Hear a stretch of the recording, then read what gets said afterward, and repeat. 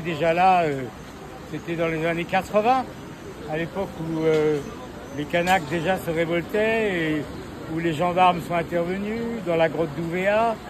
Et il y a eu aussi après l'assassinat de Jean-Marie Djibaou. Bon, alors justement, ça nous ramène à aujourd'hui. Il faut rendre hommage, même si on n'est pas d'accord politiquement avec lui, à Michel Rocard, parce que c'est lui qui a mis en place un plan dans l'idée que les Kanaks, c'est-à-dire le peuple indigène, dans la dite Nouvelle-Calédonie, soient un jour libres et indépendants. Et effectivement, même les gens qui ne sont pas amis de la gauche doivent reconnaître que ça a duré 40 ans, un partage, un accord plus ou moins. Et en tout cas, il n'y a pas eu d'événements graves, dramatiques, comme ce qui est en train de se produire en ce moment. Aujourd'hui, il y a encore un jeune Kanak qui a été tué. Ça fait 9, je crois, en tout, si on compte les 3 gendarmes, dont un par tir ennemi, comme on dit. Bon, alors qu'est-ce qui se passe là-bas et pourquoi ça barde?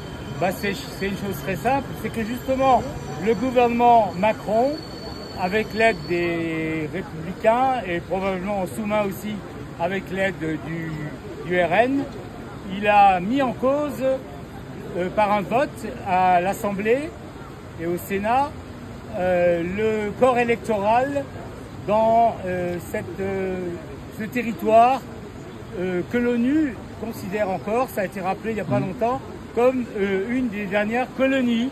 Bon, c'est la France encore, hein. On est vraiment un pays colonialiste. Il y a la Nouvelle-Calédonie, Kanaki, et il y a bien sûr, d'une autre manière, les 10 territoires d'outre-mer et dom-tom, quoi. Voilà. Et c'est vrai que la France, c'est quand même encore un pays colonialiste. Et les méthodes employées, eh ben, ça rappelle, pour les plus vieux, ce qui s'est passé, par exemple, au moment de l'Algérie, entre 54 et 62, le siècle dernier, et lorsque, bon voilà, c'était pas la guerre d'Algérie, c'était des événements d'Algérie, comme il disait, et finalement on sait que le peuple algérien a trouvé son indépendance, même s'il y aurait beaucoup à dire sur le régime militaire qui règne en Algérie, hélas, depuis que Boumedienne avait pris le pouvoir. Alors pour revenir à la Kanaki et être bref maintenant, le corps électoral, s'il est modifié en fonction du projet de loi que la droite et l'extrême droite sont prêts à voter, évidemment, ça aura comme conséquence que les Kanaks, les indigènes de ce pays, ne pourront pas être majoritaires et donc acquérir l'indépendance. Il n'y a pas tellement d'habitants dans ce pays. Si on ajoute 10 000 Français de souche venus de France ou d'ailleurs, du Canada ou je ne sais quoi, et qu'on leur donne le droit de vote, oui, ça va renverser le rapport de force électoral.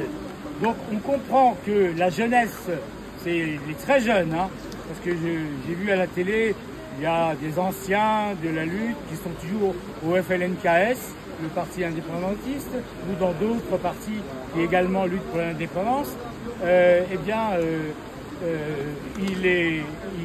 Il apparaît que ça peut peut-être échapper même aux plus anciens, mais en tout cas la jeunesse, un peu là comme vous, là devant, elle se révolte et on les comprend parce que l'air est à la révolte un peu partout. Les jeunes de Palestine, en Cisjordanie, je ne parle pas même de Gaza, mais en Cisjordanie, ils s'arment, ils tirent sur les militaires israéliens. Il y a déjà eu 500 morts depuis octobre en Cisjordanie. Je parle de la Cisjordanie, pas de Gaza, où vous connaissez le résultat des dizaines de milliers de morts. Donc voilà, on est là, je pense, tous pour soutenir le peuple kanak qui veut arriver à son indépendance et bien sûr pour s'opposer à toutes les mesures que le gouvernement Macron prétend prendre avec l'aide des extrêmes droites. Voilà, il y a une part là-dedans de racisme, évidemment.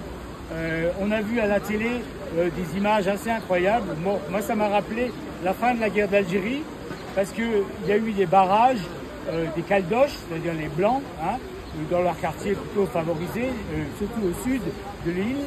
Et peu à peu, ils se sont même armés et ils bloquent, soi-disant parce qu'ils ont peur qu'on brûle leur maison. Alors c'est vrai, il y a eu des commerces brûlés. Dès que les gendarmes cassent un barrage routier fait par les Kanaks, quelques temps après, hop, ils les rétablissent. Enfin, ça continue encore aujourd'hui. Donc je ne sais pas trop comment ça va finir. Le gouvernement a envoyé 500 militaires, je ne sais pas de quel régiment, mais 500 militaires, on les voit patrouiller en armes, comme on voit les gars ici qui patrouillent aussi. Mais enfin là-bas c'est pire quoi. Là ils se contentent de regarder et d'être soi-disant attentifs pour éviter les attentats, bon, qu'ils évitent pas en général. Bon voilà, donc soutien au peuple kanak, non au dégel du corps électoral et opposition complète aux mesures que le gouvernement Macron veut prendre. Merci. Si d'autres personnes veulent parler, allons-y.